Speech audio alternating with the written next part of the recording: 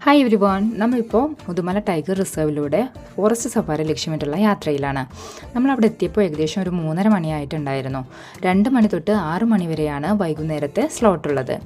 ഈ സമയങ്ങളിലാണ് നമുക്ക് മൃഗങ്ങളെ കാണാൻ കൂടുതൽ ചാൻസസ് ഉള്ളത്.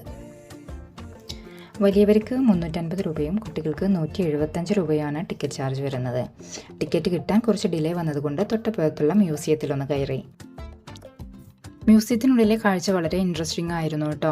അതിനുള്ളിൽ മൃഗങ്ങളെ അതിൻ്റെ ഒറിജിനാലിറ്റിയിൽ തന്നെ സ്റ്റഫ് ചെയ്ത് വെച്ചിട്ടുണ്ടായിരുന്നു. കഴുതപ്പുലി, പുലി, മാന്, കാട്ടുപോത്ത് അങ്ങനെ തുടങ്ങുന്ന നിര.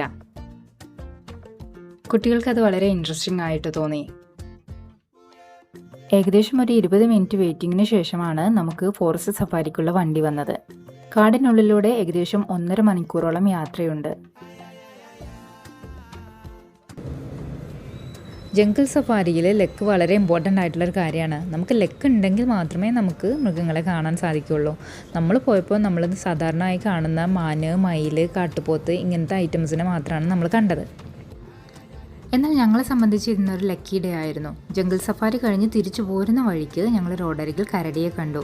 ലൈവായിട്ട് കരടിയെ കുട്ടികൾക്ക് കാണിച്ചു കൊടുക്കുന്നതിൻ്റെ തിരക്കിൽ ഞാൻ വീഡിയോ എടുക്കാൻ മറന്നുപോയി.